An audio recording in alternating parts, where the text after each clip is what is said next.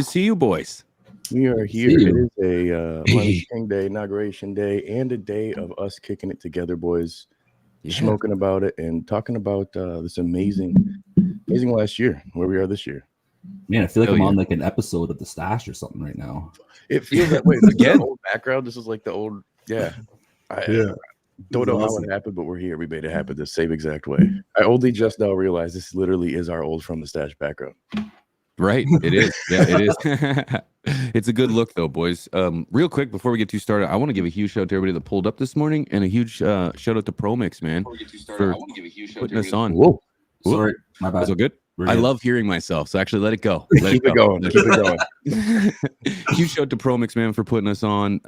They were mighty kind. Huge shout out to all the sponsors, actually, for putting us on, man. It was pretty sweet to be over at MJ this year, and actually, more importantly, it was sweet to be with you boys and Dusa and Matt over the course of the MJ week. Oh, there's a good looking dude right there. I was like, well, I'm here, but no one's seeing me, bro. Brother. What is up? Morning. What's up, man? No, that was a good trip, man. That was like, I've only been to BizCon twice, and like that was definitely like the best one so far for me. Especially like the way that BizCon they had it all set up this time, like in the actual event. You go to the smoking section, they just seemed a little bit more like geared towards us kind of home growers in a way, right? It's starting to kind of come that way, I thought myself. Yeah, man. It was ironically, iconically, the Home Grower Takeover really fit when you talk about name-wise, because this year it seemed like there was way more people than I've seen in terms of the home grow community than ever. Normally it's very corporate, very commercial based or extraction based, and not this time, thankfully. Yeah. The extraction stuff is pretty cool. I remember I walked in, and as soon as I walked in, someone was like, "Hey, are you a home grower?" And I was like, "Yeah." And then they were like, "Do you use CO2?" I was like, "Yeah, sometimes." And then they showed me this massive CO2 machine for like commercial grows, and I was like, "Okay, that's a little bit too big for me, but yeah, I'm a home grower." Okay, you fit that in my house, man.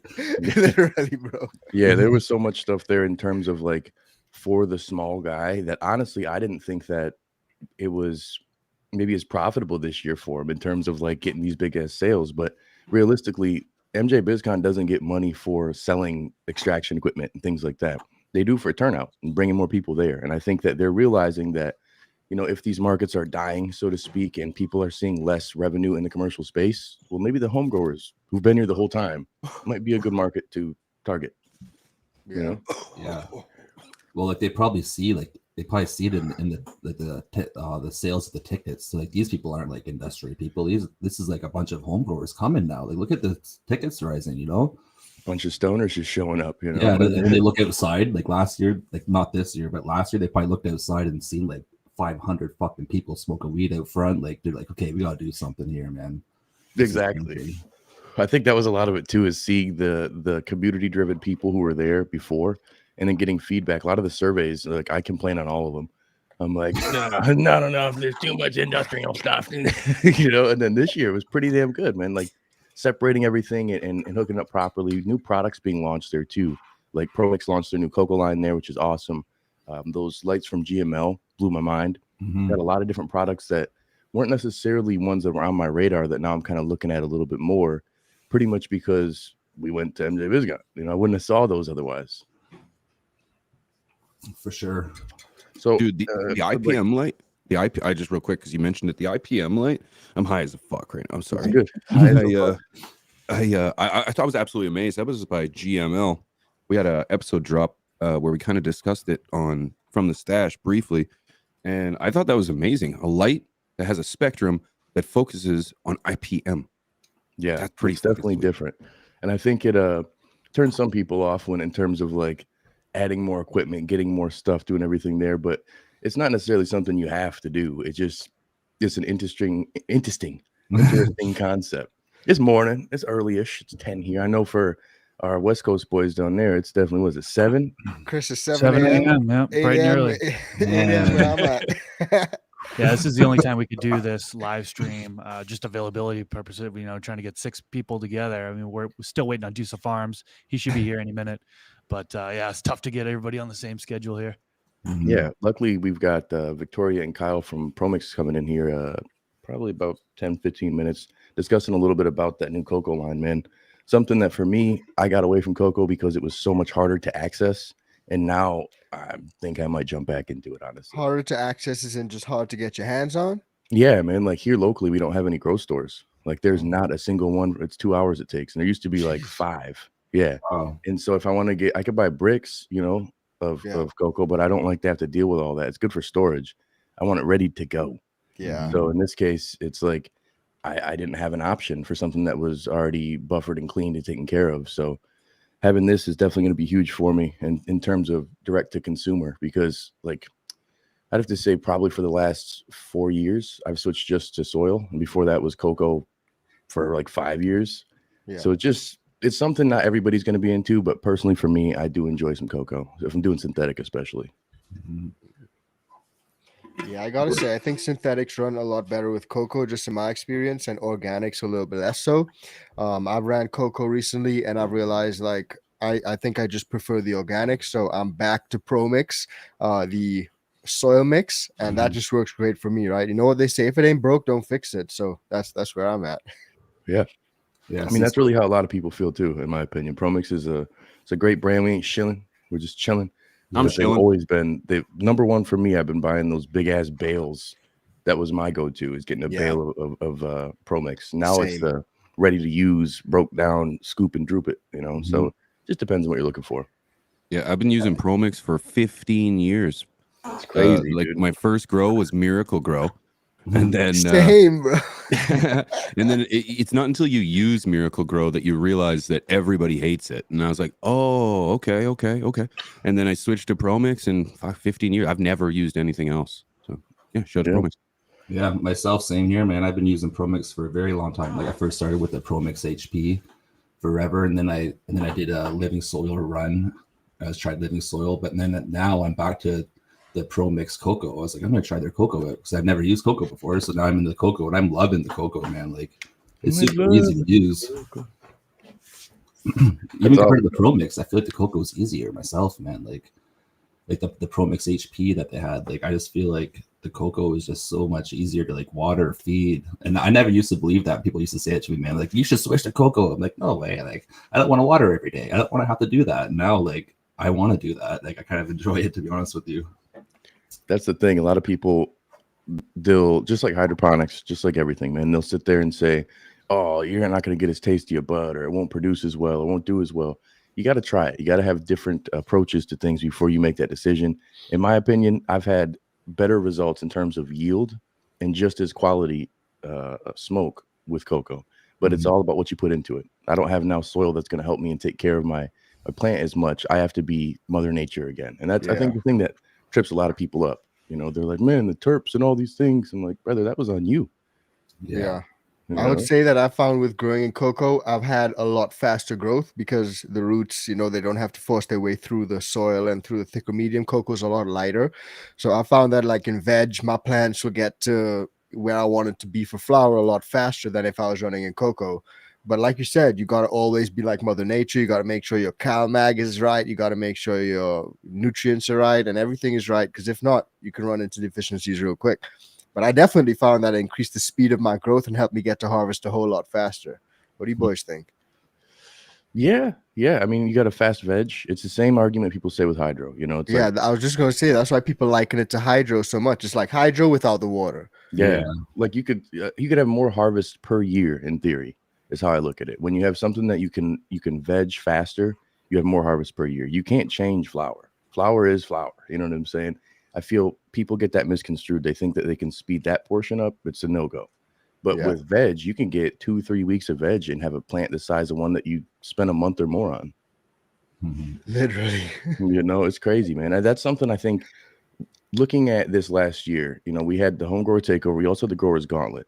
And there was a lot of people growing in different medias. And I did notice the ones who were growing, and I grow organically, so this is not knocking it. But I did notice most of the people who grew organically weren't done by the time the deadline hit, because it just is a little bit slower of a veg. And I think that's where maybe competitively you may switch to something like hydro or cocoa for a grow off or something, just so you can meet that timeline, especially if nobody's even going to smoke it. You could fuck up a little bit on the end result. On the smoke, I guess we'll say.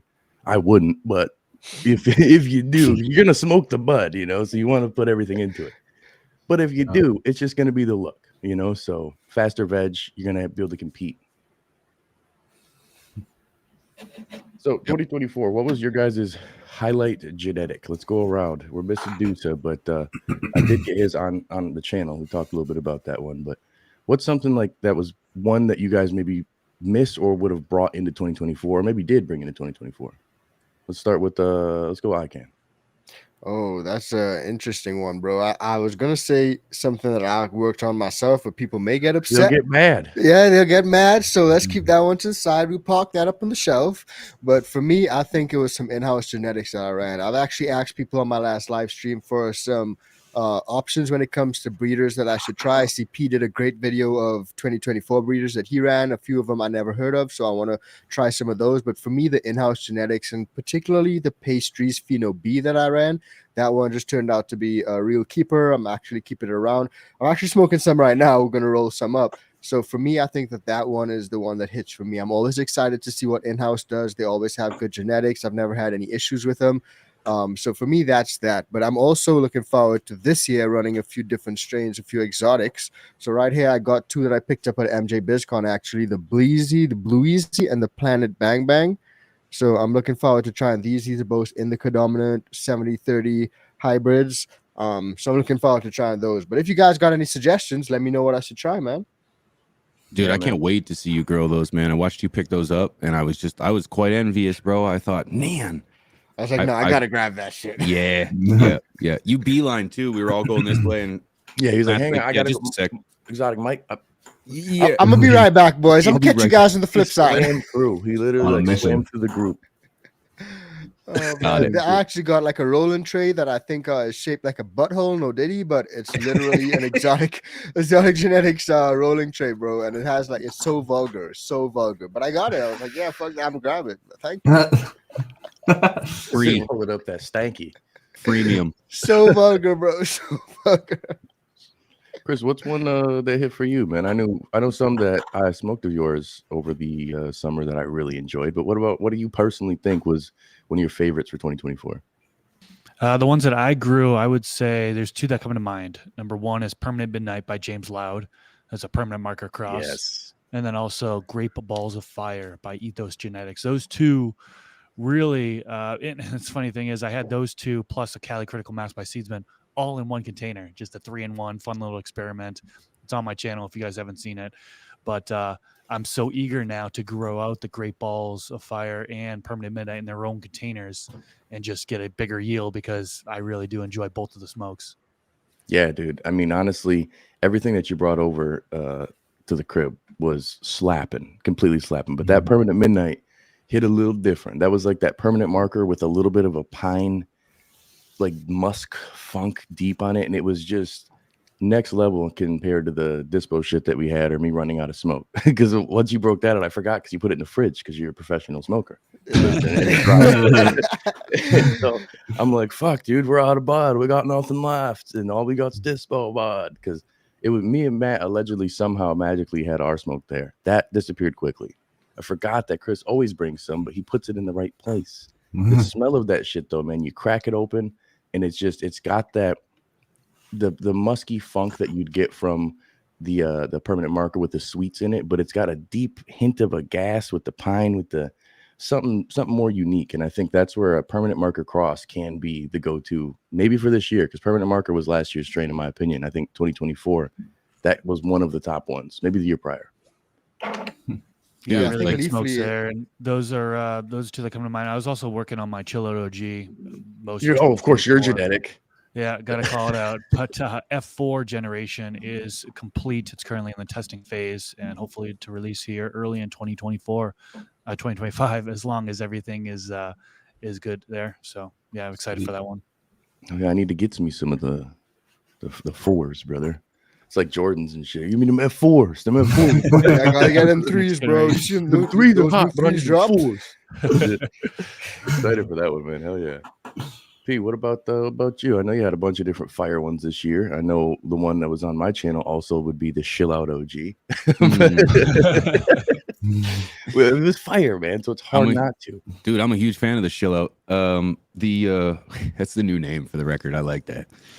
Whenever we give a shout out to it, it's the Chill Out OGs. I only had one harvest in 2024, believe it or not, and that was the Chill Out OG and my Northern Lights. And just to correct Matt real quick, the video I did about the breeders, I grew none of those. Those were chosen by the viewers, and so I would like to get my hands on all of them. But for me, I'm not going to choose the Chill Out because I choose it all the time. But I'm really excited about this Banana Jealousy that I've got.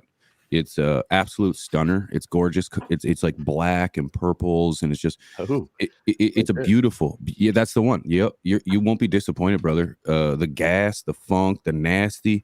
I showed the boys the other day. I often get asked why my plants are always purple.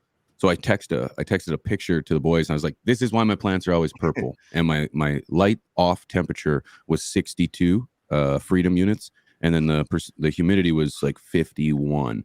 So it's cold, baby. It's cold, and that's just the way it is. And it's like, well, get a heater, P. Got one. But when you're at minus 57 degrees freedom units, there's just portions of your house that just don't get warm, despite your best efforts. And for me, it's the corner of the basement against two cinder concrete walls, so it just tends to get a bit chill over there, and that's the way she be, baby. But yeah, I'm gonna pick the Banana Jealousy by Seedsman for this year. Yeah.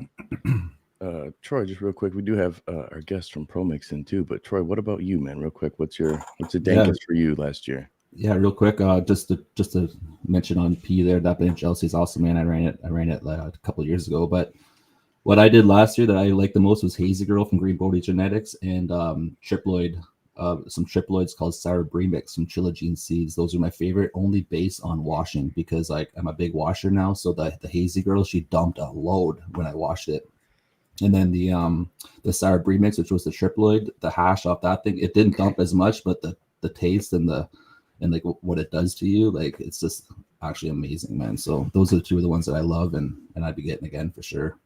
That Banana Jealousy is pretty fire. But before we actually move on real quick, guys, I just wanted to shout out all you boys, because I feel like this year, if you boys do run that Hulk's Breakfast shameless plug, then I feel you boys might like it. So I just wanted to shout that out real quick.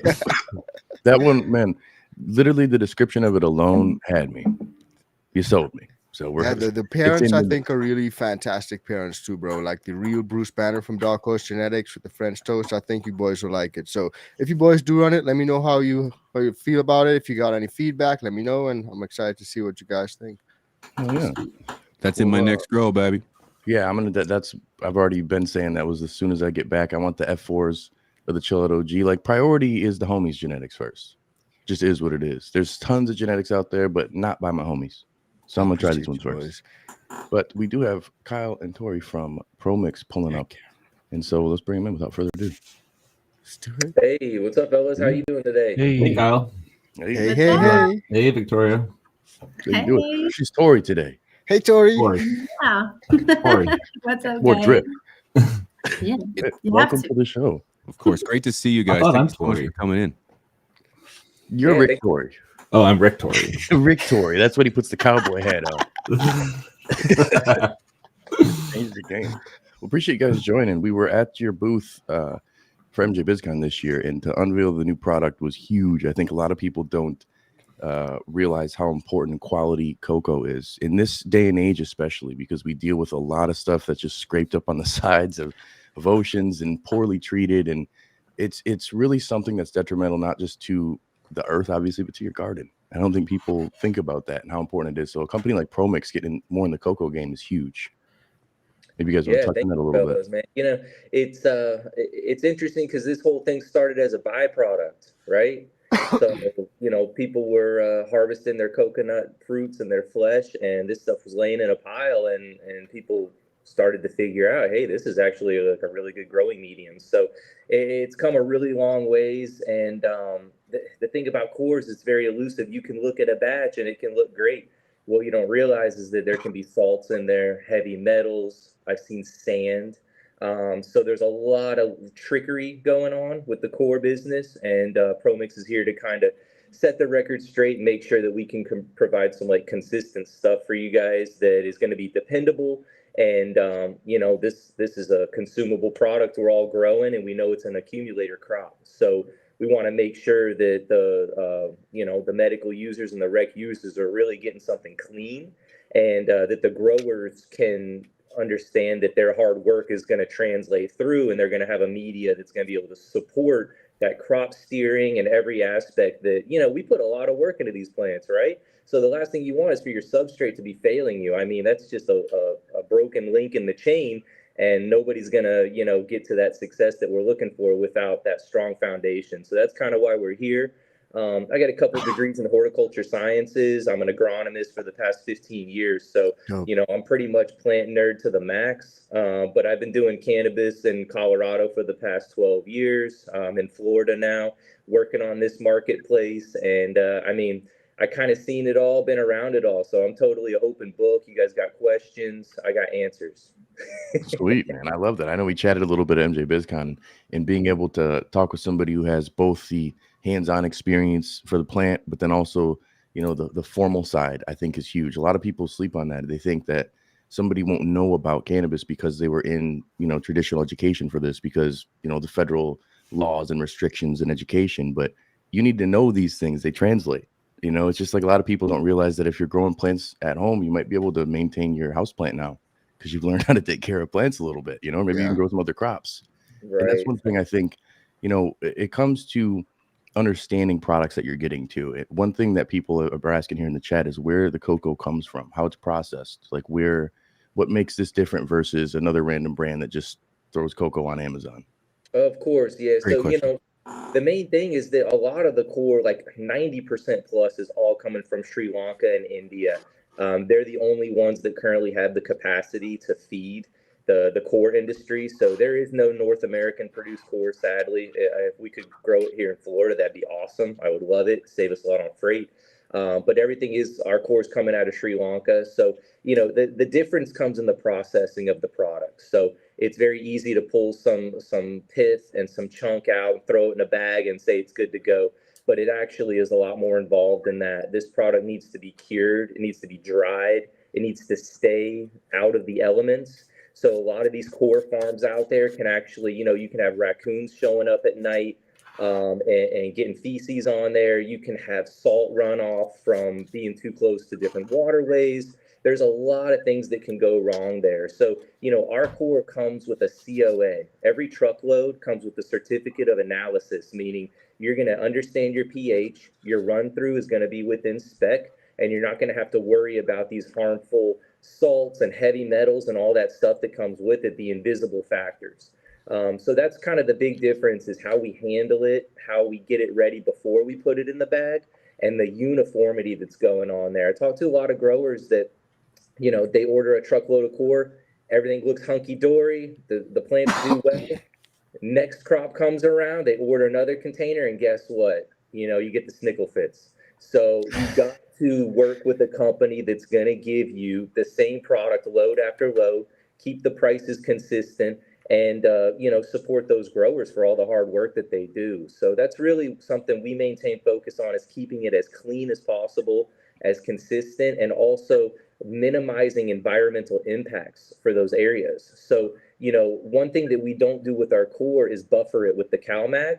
Reason being is that it's organically certified, but once you start buffering with CalMag on a mass scale in Sri Lanka, a lot of that runoff can enter waterways, and it can create problems for locals. So we're really being mindful, not just about the quality of the core going out to the growers, but also how it's produced and its impact on those native communities, which is really important. That's huge. And That's huge. maybe something that you can mention, Kyle, is also we work directly with our team in Sri Lanka. We have under Premier Tech, we have people that work there directly. So we have that control over how it's managed, how it's produced, like the quality aspects of it is really, really, really monitored with our team here to make sure that every step of the way we have control over the quality. Every step that requires, like Kyle mentioned, it's like some companies out there, they don't necessarily have that direct contact, and the missing steps in between, where we want to work with them to ensure that we provide quality and we don't miss any quality security aspects of it. It's really like a big step for us to make sure that we provide 100% quality product at the end of the day, that people kind of like, you know, they all know our HP. It's kind of like a staple in the industry, but we want to be able to provide the same type of quality, even if it's not peat anymore. Even if we're going into the core market, we want to be a staple in the core too, and it all comes from that quality security type of thing. So yeah, Love that's it. huge. Yeah, it's awesome. Really going like go ahead. I'm just gonna say the future of these products really depend upon the source and the ethics in how it's going to be sourced. I guess I use the same word twice. Yeah. So we could just speak for each other, I think, because I was just going to say the 2025 is going to be about sourcing and ethics, because people are starting to see white labels and they understand partners and they understand rebranding. We're not all a bunch of idiot stoners like a lot of the market seems to think, you know. Speak for yourself. Some of us are a little dumb, but it boils down to we care about what we put in our body and our products, man. So yeah, exactly. I think it's huge. The more you understand, you know, the consumers are getting educated, the growers are getting educated, and everybody's up in their game. Everybody wants to have something that not just consumes clean, but also you can know in the back of your head. I mean, I hate to say it and bring this to life, but I've seen videos of kids missing fingers because they're sitting there grinding coconut husks on machines. Okay. Now, if you can save $1 a bale and they're using child labor, no, man, come on. Like, let's ante up. Let's make sure that we're keeping this positive and healthy from start to finish. And dollars don't mean everything. Consistency and quality is everything, and respect for these people. So, you know, we want people that have jobs and we want them to do well, but like there's a line in the sand when it comes to saving money. And man, I tell you, people cross it all the time in the core game, and we need to kind of be, you know, keep our eyes open, right? Yeah. And like, aside from that, I think what you guys are also doing in terms of the consistency is really important, man, because you want to make sure you have a consistent product. Too many times I go out to buy different types of medium, and when no ProMix is available, I try an alternative brand, and a lot of the times the brand's consistency is just not there. So sometimes I'll go and I'll get a good bag of medium. Other times I'll get a bag of medium that has a lot of sticks and little stones and stuff that's probably not supposed to be in there. And that sort of takes me to another point, sort of something that you touched on, Kyle, and I guess I can ask you this question. What's the best way to actually store some of the ProMix products, whether it's Coco, some of the HP, the bales? Is it okay to store it outdoors? Do you need to have it in an airtight container? What's the best way to store it?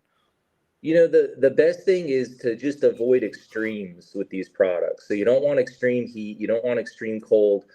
Try to keep it somewhere in the shade, you know, like out here in Florida. You don't want to put your stuff in the direct sunlight because there are mycorrhizae inoculants in there, and you can actually lose some viability. So that's one of the things that ProMix does incredibly well is the mycorrhizae analysis. Our bags come with a guaranteed germination rate. So we know that our mycorrhizae is living and it's very active in the bags. So you want to protect those species. So, you know, I mean, don't go crazy. It doesn't need to be in a 70-degree controlled temperature area, but, you know, try to keep this stuff out of the 120 degrees. Try to keep it out of the sub-zero. You know, do the best you can, but honestly, it's not going to ruin the media, right? But sometimes with longer extension, you know, your Coco core compressed blocks sometimes won't expand as quickly, right? But that doesn't really affect the plants. That's just more the grower. Got to be a little more patient. But yeah, generally this stuff stores really well. If you try to keep the moisture off it and keep the extreme temperatures and heat off it, it's going to be just fine. So pretty easy storage. Nice. Gotcha. Now, are you guys seeing a lot of the commercial spaces switching to Coco more obviously and getting this new product compared to a lot of people using like rock wool and you know, not soilless medias essentially? Yeah, you know, rock wool, I mean, I've grown every which way, just so you know. So I mean, I've done every hydroponic method you can think of, lots of different cores, peat, perlite, berger, everything. I've just run it over the years because I've been doing this 15, 20 years. So, and everybody's trying to figure out how to like cut corners, right? I mean, you want to cut corners, but you want to keep quality. So I feel like as a grower, that's something that a lot of people experience. But I mean, I just can't stand growing in Rockwool. Whenever I did it, it was just like root aphid city. It was, oh no, our dry down. Oh no, our pump went out. Oh man, there's no safety net. It's just like you're free climbing, you know. And with the core, you get a little bit more forgiveness there, depending on your blend. And then the peat perlite open top grow bags. Hey, call me a lazy grower, but you know what? If I can stick a couple of emitters in there and water once or twice a day, to me, I like that. I know guys that like to water 5-6 times a day, and they're adjusting their phosphates and their nitrates like through their cycle, and that's just not me. So it really comes down to grower preference. Some slightly guys like psychotic. to really do that, and I'm kind of like, hey, listen, I'm going to take the day off and go have lunch. I want to water once a week. I actually got a calendar now that I hang in my grow room, so I Yep. remember when last I watered. I'm like, okay, watered on Tuesday. And then I'm okay. I can refer back to that because, like you said, some people like to water every day. Some people hate watering, and I'm one of those people who hate having to water every day. Yeah, I'm with you. It's grower culture and it's knowledge, and people do what has worked for them. I'm seeing a big shift towards, specifically the clean core that's already fluffed and ready to go. We have one bag that has our 30% perlite, which we actually vulcanize in our own factory. I mean, I was up there in Canada. I saw the flumes. It was amazing. I mean, I'm like, I didn't realize that, as a horticulturist, perlite does not come out of the mines looking like that. I mean, hey, I'll admit when I don't know something, and to see that ProMix is not only just controlling their peat, their core, but actually vulcanizing their perlite. I mean, it shows these guys are really in the game and they're supporting growers. And we want to support the growers that want to water once a week, as well as the guys that want to do their crop steering and they want to water with their dosatron and do it 6 times a day and only do 11 milliliters to this one and 39 to the other. So, everybody, there's 1,000 ways to do it.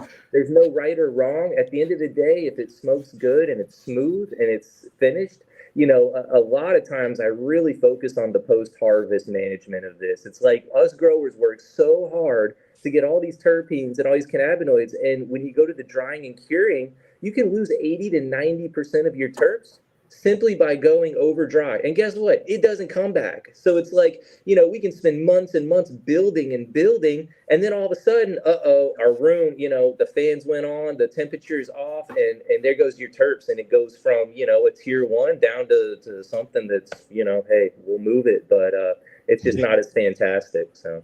Just biomass at that point. Yeah, it happens. Yeah, I think that's a real good point too. Is it really isn't a difference in the media that you use, it's how you use it, and it's that end product, of course, too. There's been plenty of times where like I'll consume something and have no idea how it's grown. I'll be like, oh, this tastes like hydro, or this tastes like cocoa. It's a complete nutrient regimen. I think is huge. And to be able to have the options. For me, ProMix has always been number one, like soil in general. And I know it's soilless media when you're talking about some of them, but when it comes to your medium in general, I've always thought ProMix. That just comes to mind because when at the grow store days, I remember helping my buddy Trey putting bales and bales up in the grow store, and it just was nothing but ProMix. There would be the sunshine shit over in the corner, and then ProMix. Bro, I lived out in the Caribbean, and they used to like literally split the bales of ProMix, the big bags, into like smaller like plastic bags and sell them individually. Like they were literally hustling ProMix, bro. and I was there getting hustled. I was buying the ProMix. Like, yeah, I want it, bro. Bring it. That's what's up. Yeah, they're mixing it with take it out of a bale, put it into a smaller bag. We got 5 small bags, and we're selling them individually, bro. And not me, but grow stores out in the Caribbean, Yeah, ProMix has more. Like ProMix has like even like flower-based soils, like here in Canada, you go to the grocery store and there's like ProMix bags of like living soil, organic kind of ProMix mixes. I'm like, wow, I wonder what they would do with like the plant. But people use it they for got all kinds of different strains of microbes. So like we have specific bags for corn, we got orchid, we got thousands of SKUs, and all of them are meticulously crafted for those crops. So it's really nice that, ProMix has been a staple in the cannabis industry, but it's been with a zero push, meaning the products have just fallen into those places because growers see that they work. So now the modern ProMix is, hey, we recognize you guys, we see you guys, we want to support cannabis. So let's make some products that are specifically designed to help these guys, not just achieve the results they're looking for, but also save labor and save costs down the road. So that's something that we're really proud of because, I've never felt the taboo of cannabis. I think it's one of the best things people can use in their lives. and it's just changed a lot of people's lives for the better. And, some of these things that you see people breaking down bags of soil and putting it in. When I was in Colorado, I used to work in the hydroponic stores selling them, advanced nutrients, right? So Yeah. I was in every hydroponic store, and I saw one. I go in and they had Floramite on the shelf that they had broken down into little bottles, and they were selling little doses. And I went into, I said, you know what? I said, did you know that's a federal offense, $50,000 per bottle on your shelf? I'm like, you need to get that off of here right now, or you're going to lose your business. So I've always been one, I'm a grower myself. I'm behind the closed doors, and we're all open and communicate. And that's one of the things that, like, I hate to say it bugs me in Florida, but I go to these guys and they look at me and they go, oh, we're not allowed to talk about the grow. You go talk to a bud tender. What do you guys grow and how do you grow? Oh, no, it's a big secret. It's this and that. I'm like, listen, I have a master's in hort sciences. This is not magic. There's no voodoo here. Okay, there's a type of way to grow, and I can help you. I've been doing cannabis consulting for 10 years at $150 an hour. I come in here and say, hey, you guys need some help. I'll come in and look, let's talk about your IPM. Let's talk about your, terpene increases. And they're like closed book. Oh no, it's very secretive. One person told me, hey, we're building our own soil on site. I said, oh, so you have a peat bog? No, you got no peat bog. The peat bogs are up in Canada, and we own one of like 3. Okay, so you're actually buying our ingredients and mixing your own soil, which to me nowadays, I mean, you're just a crazy person. Okay, the amount of labor that's going into that and the inconsistency. This one's got 20% perlite, that one's got 40. Now you're going to irrigate with the same schedule, and guess what? You're going to have some issues. So I think growers and cannabis users alike are becoming more educated, and I'm here to just like bust the door open. I'm like, there's no secrets. Okay, if you want to know the best way to get better flavors, like, I'll tell you what I would do in my grow. And I'm happy because at the end of the day, we all win because we get better rosin, we get better washes, we get better terps, we get better flavors. The end users are up in their game, and we got to keep up with these guys and make sure that we're right there with them.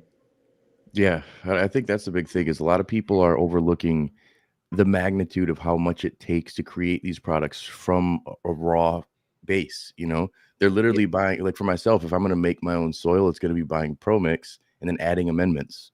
That's how we make our own. That's how a lot of us home growers will say we're making ProMix is my base. Yeah, mixing my base, but it always starts with ProMix for me. Yeah. And it's not even shilling. That's just day one what it is. And I love that you mentioned that now the modern ProMix is looking towards the cannabis space, the home growers too. The first brand immediately saying we want to partner with you guys for the Home Grower Takeover was ProMix. And it really just shows like ProMix being front of the line to be a brand that's huge in the sense of like, we already know you guys, but don't know all of the facets of ProMix. It's just the big bales of soil for a lot of us. But there's so many layers of what you guys do in terms of a product to fit every niche that I think is really big. And then having people like yourself, Kyle, who are able to bring the formal side too into this to educate the consumer and the grower is huge, because we've got commercial spaces. They really still follow bro science a lot of times. Thank God there's brands like Athena who will come in and give you a program and say, here's how you do X, Y, Z. They'll hold your hand and help you. Others will just buy nutrients. I've seen it firsthand from brands I do consulting with. They'll buy it and just read the back of the bottle, and they're good to go. ProMix is a brand also that helps you like grow right. I think is the difference too. Like you see in the commercial side of stuff, especially in your social media, these brands work with ProMix. They're not just like a customer, No, when these guys are turning 80,000 plants on a crop rotation, guess what, man? Their soil and their media is everything. And I had a business in Colorado that got a bad batch of core, cheap core, right? Hey, we got a container. Let's bring it in. Let's run it. And you know what happened? They got to the end and they failed for heavy metal testing. The whole crop went in the trash can. The whole crop. It was $2 million, and the grower was like threatening to sue the manufacturer. And guess what? They don't give a damn. They don't care about your end product. You bought that container. It's signed and sealed and delivered. It's, I hate to say fly by night, but ProMix Premier Tech, we're partnering with growers, okay? We want good quality products because this is going into your bodies. It's not being eaten like broccoli. We know that. And we know that a special aspect needs to be taken. But also, it's going to be the consistency from bale to bale, from brick to brick, man. This is something that we will not send product out that does not meet our spec. And then from that point, okay, say something does happen. Nobody's perfect. No manufacturer never has issues. We have full traceability where we can actually go back, and if a grower has a situation like that, we can go back and pull those test results. We can see exactly and show them, hey, this tested clean at the factory. This is running through at a pH of 5.8 and an EC of 0.4. We have these numbers on lock, and we're happy to share it with you guys. But there's so much of this like deception and people selling substrate that, man, it's got to stop. And the only people that pay the price are the growers and consumers, because they lose out, you know? Yeah. Well, I think a brand that cares about the end product, you know, that's the thing people don't realize too, is the best marketing and the best business is having ethics and giving a shit. Because then people want to spend with you. They're like, oh, you care about the community? Cool. We want to spend more with you. Oh, you care about my product? You care about the grower? You care about what I'm doing? Like, as long as the price and the product align, I'm going to go with the brand that cares more. And I think that's a huge difference with a lot of companies, is they're throwing stuff out there and they have cool marketing and people like the way it looks, and they work with different influencers that have the clout, but it doesn't necessarily give you the results that speak for themselves, so to speak. It's just, that's where I think ProMix definitely differentiates themselves versus other brands. Now you see the commercial grows, they're transitioning more into LEDs, obviously is the future in terms of the cost and efficacy. Are you noticing people switching out of the traditional soils and going more towards Coco and soilless medias and on a large scale? Or are you seeing it switching back to soil or peat? It's really interesting, man. I'd have to say it's 50-50 because, you know, with the new options that we have with our HP, which is, you know, you guys all know the bales. Okay, the bales are great, but the bales, you got to cut them open, you got to fluff them, and you got to plant them. That's a pain in the butt.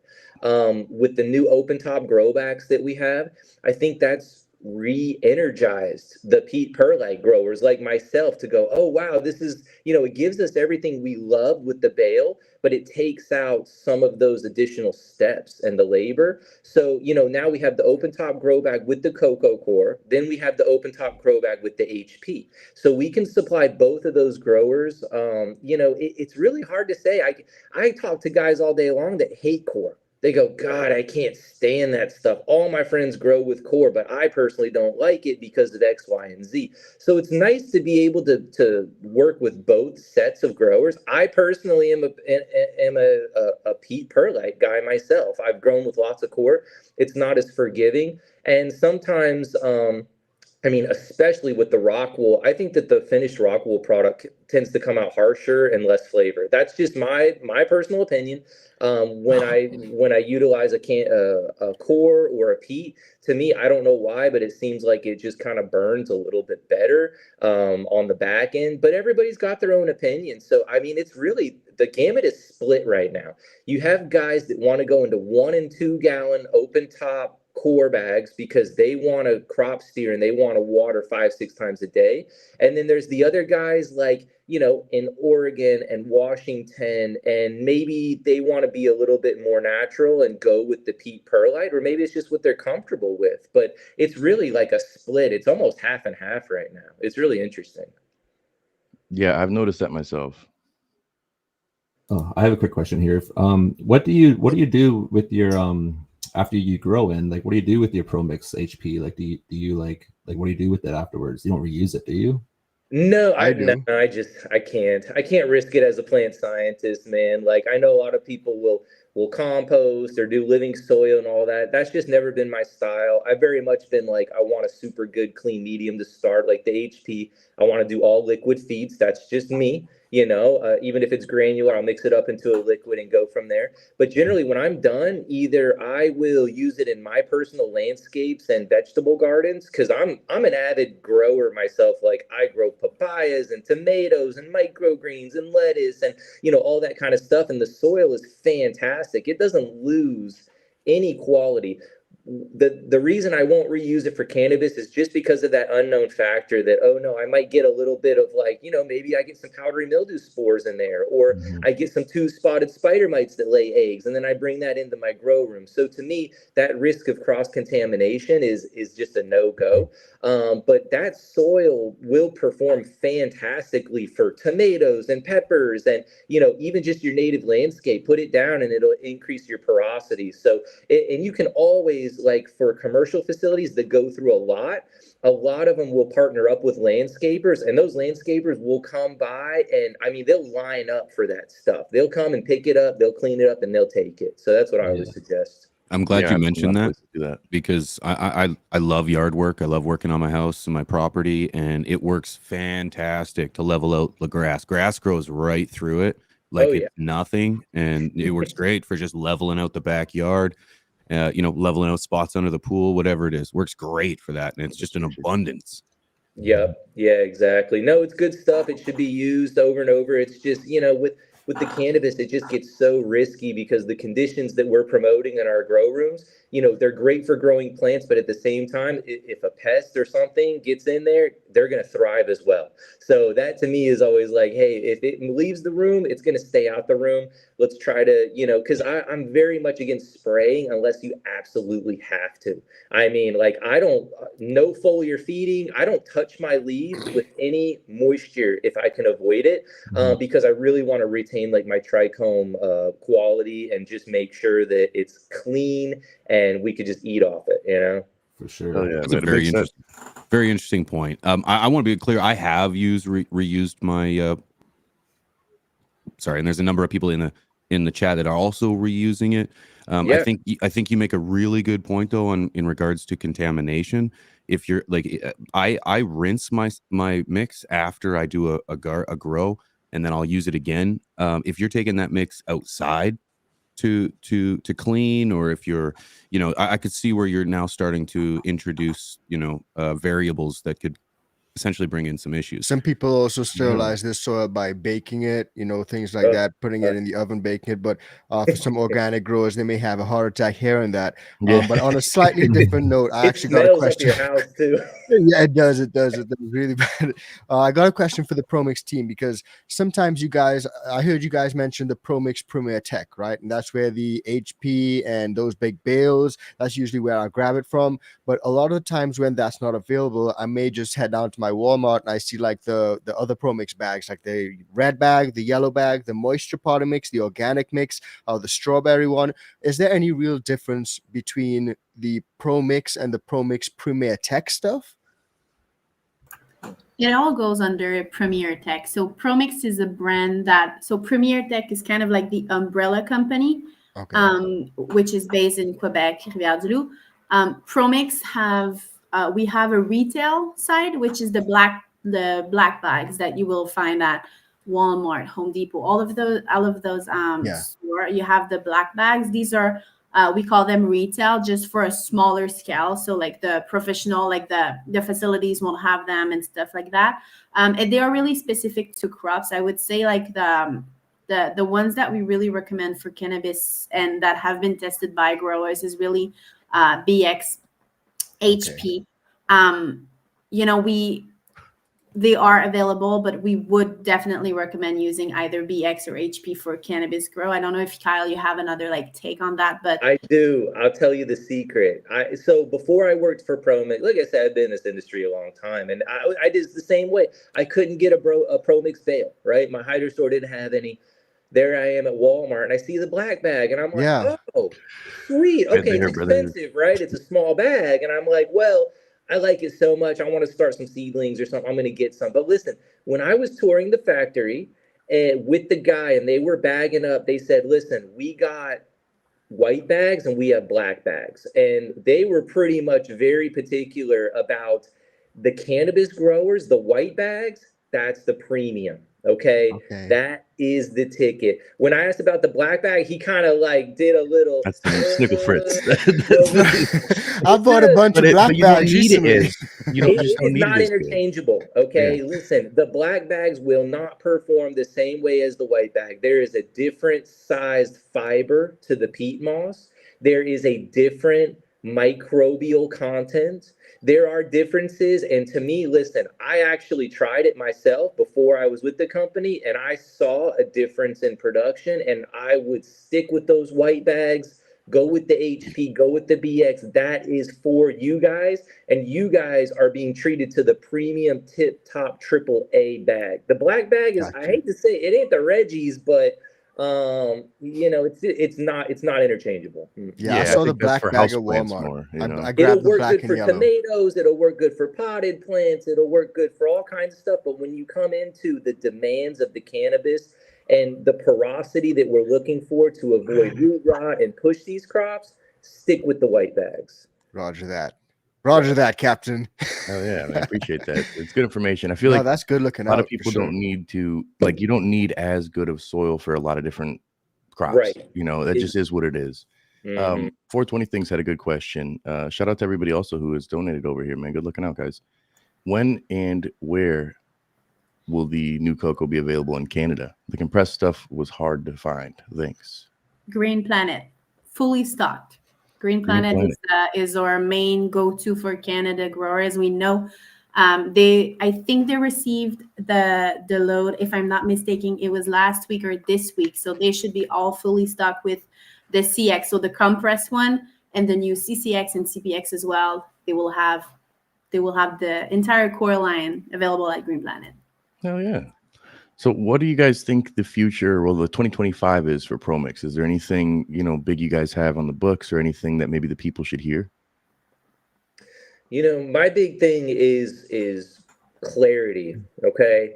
Out in this industry, there's a lot of word of mouth. And sometimes I hear things and I'm just like, listen, you know, there's no truth to that, but things get around and people get confused. So it's my job to get out there and show people what ProMix is all about, what we bring as a partner in this industry, and to kind of eliminate the BS, because, you know, there's just, I hate this, God, agents of misinformation, man. Like if I work for another company and I see ProMix and they're a big dog, you know, people make up stuff to take things down. I've heard, oh, I wanted to get these, but it's a 60-day lead time to get bales at my hydro store. I pull up the hydro store in our system and guess what? They don't have an account.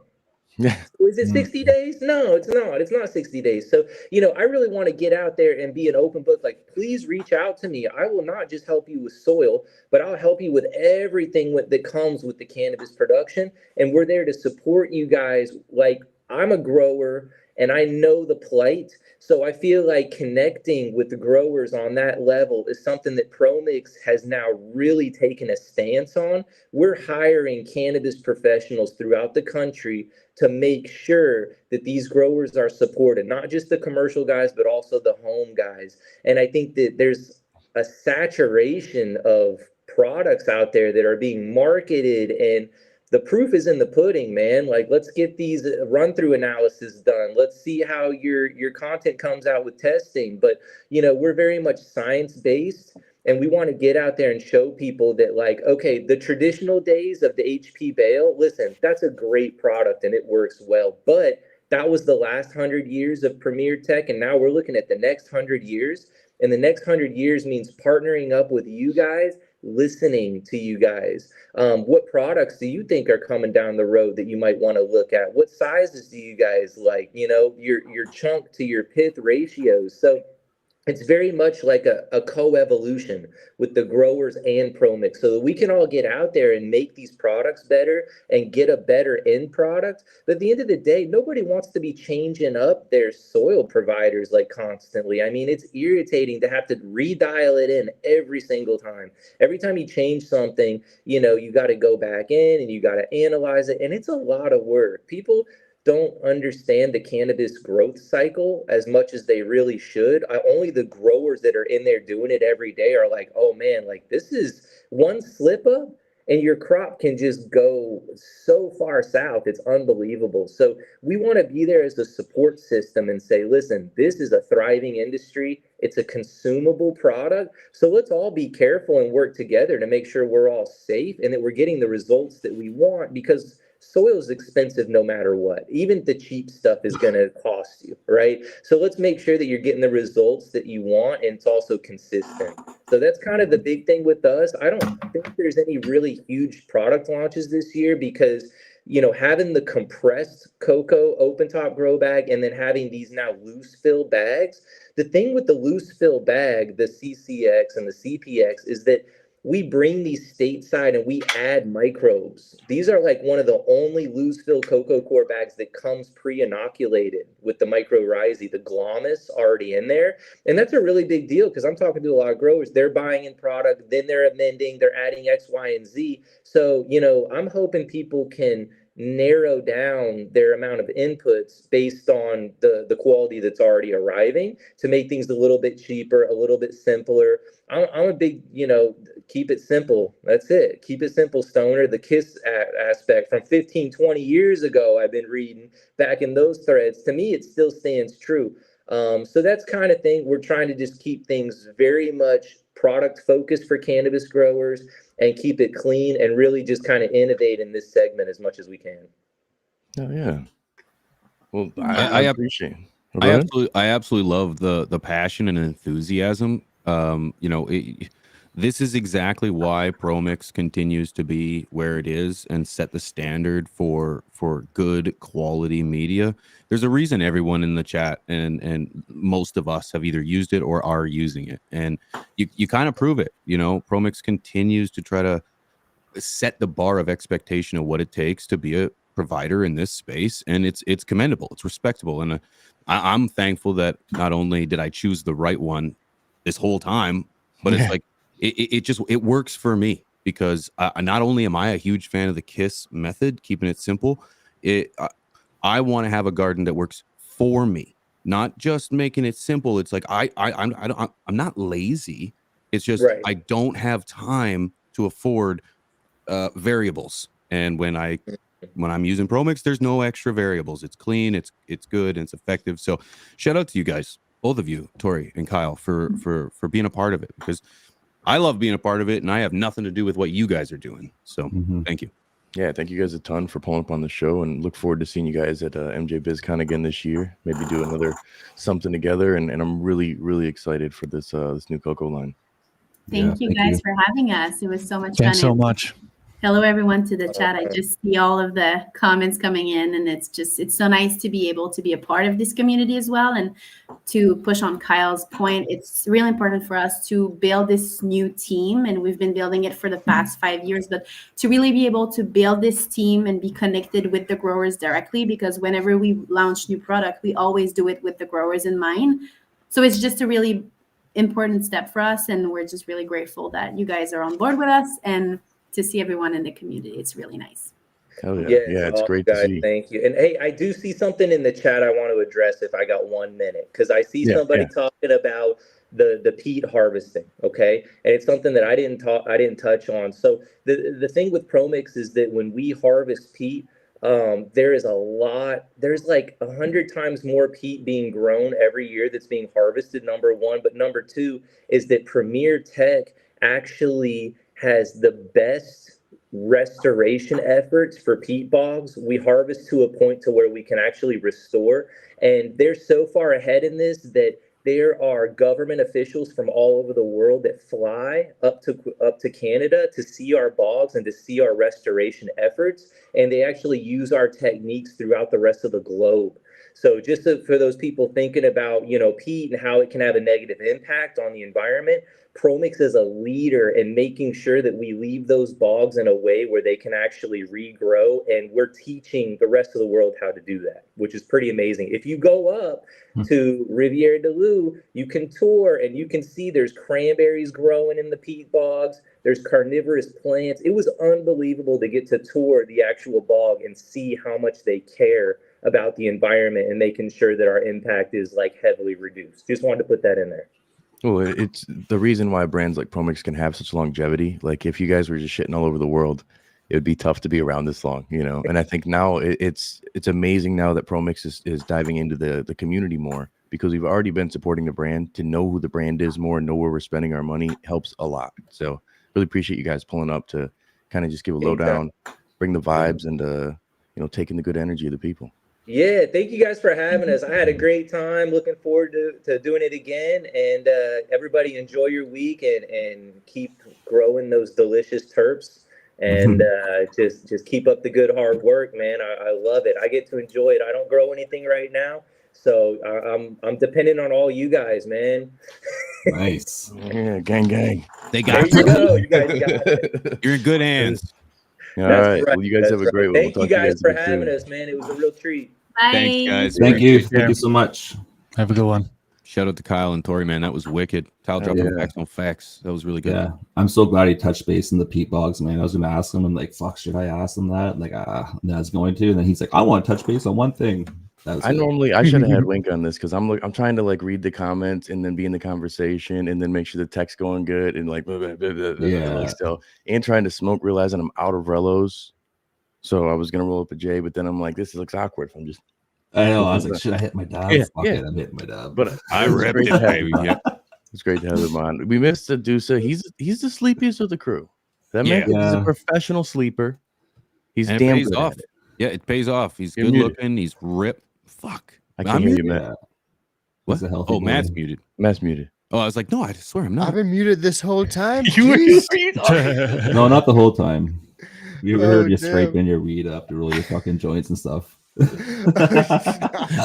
then you looked at your mic and you're like, oh shit. Damn. All I can hear Yeah, is- I would say I think Deuce might be at work, bro, because it's Deuce's on the East Coast. It's like fucking 11 o'clock now. I doubt that boy's Well, sleeping, bro. technically, we did this time Oh, you're because right. Deuce said this is the only time he'd be This available. was still Right, right, right. So we're- It's time. That's why everyone did this so early. We've got to do this around Deuce's Yeah. so You're right. Yeah, you're right.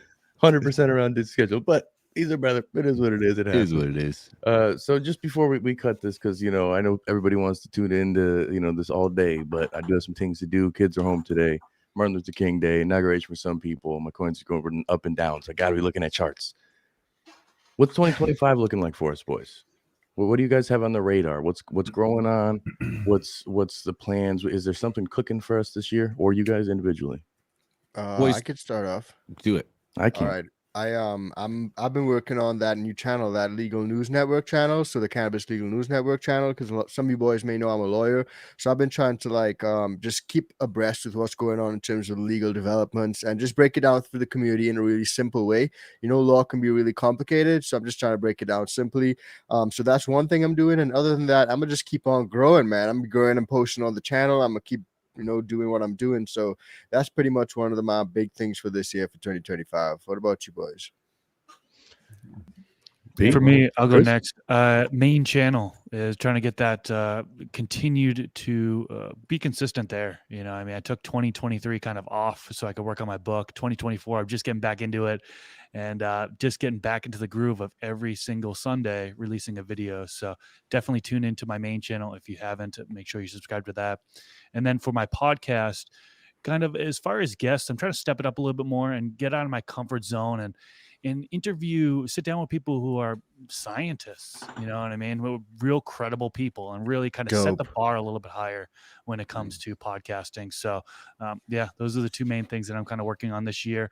And then family, I got a 1-year-old now, so trying to spend some time with family this year and really focus on watching my daughter develop. So I just want to throw that one out there too.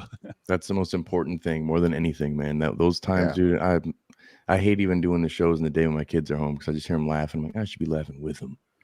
Yeah. And stuff. Not But telling dude. them to stay quiet while I'm trying to do a Yeah. live show. Shut Oh man, that's awesome though, brother. The content is better than ever. The algorithm will eventually see that. I love you in your own zone, not holding the camera, kind of just being documented. It looks like a reality show. Chris Kardashian. Fucking love it. Yeah, bro. It's dope. Shout out, Chris. Big love, bro. Scarger, what you got cooking, brother? Well, something that I started later on or in the middle of 2024 was a section in the Grow Bible. So that's coming out here in a couple of months. So I'm excited for that to come out in 2025. That's a big thing that I did last year that I'm really, really actually proud of myself for doing. Hell yeah, that's huge, dude. Yeah, it is. So And and then then I have want a whole section in a fucking Grow Bible. the Isn't that Strog section. I wrote the Strog section, the new edition of the Grow Bible from Green Candy Press. So I'm Dope. excited for that. That's huge for me. Dope. Other than that, I want to focus on making hash. I want to really turn it up a bit and start making more hash. I'm going to start focusing on vegging less on my Strogs. I'm going to try to veg for just over a month, and then I'm going to switch to flower instead of having the 2 month. So that's something different I'm going to do for the new year. I don't want to travel more, man. I want to hang out with you guys more. I want to go to a bunch of know, like I miss you conventions. I want to go to like hash smoke sessions. I just want to get out there more, man. So I'm planning on going to Germany. I hope you guys are too, to Berlin. That's going to be sick coming up this year. Like I plan on doing that. When is the Berlin one? I think it's in April. Cannabis is. I think it is. Close.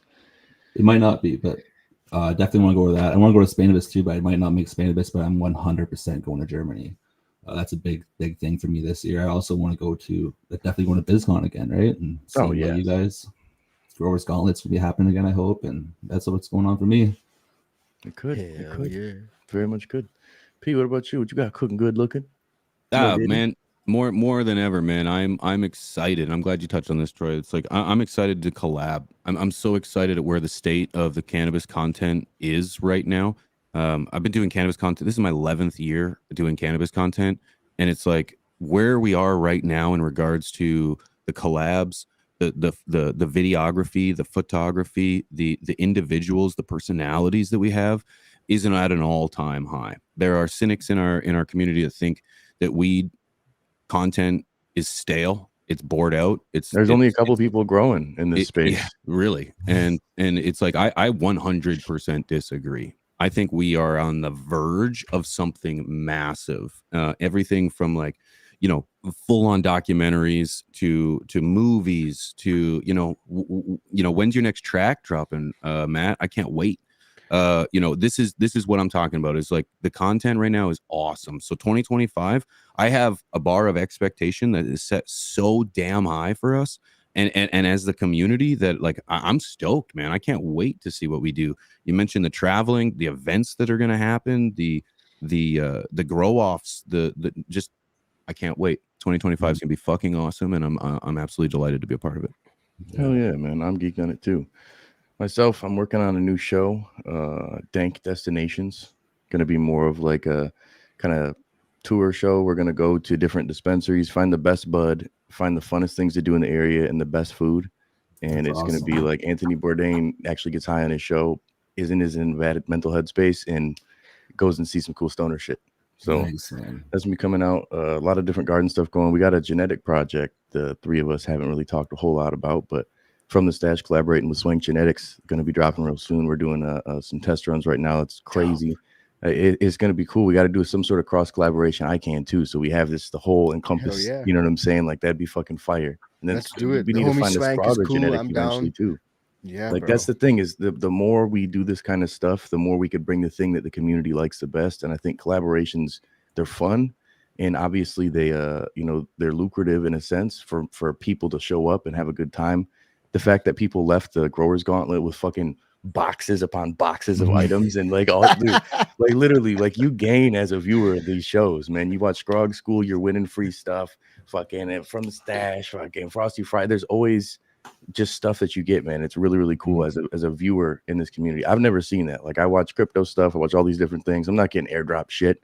I'm not getting hooked up with stuff. Like the amount of cool free things that this community gets, man. I'm stoked to see what 2025 brings with these collaborations we're doing and the brands we're working with. It's amazing, man. Yeah.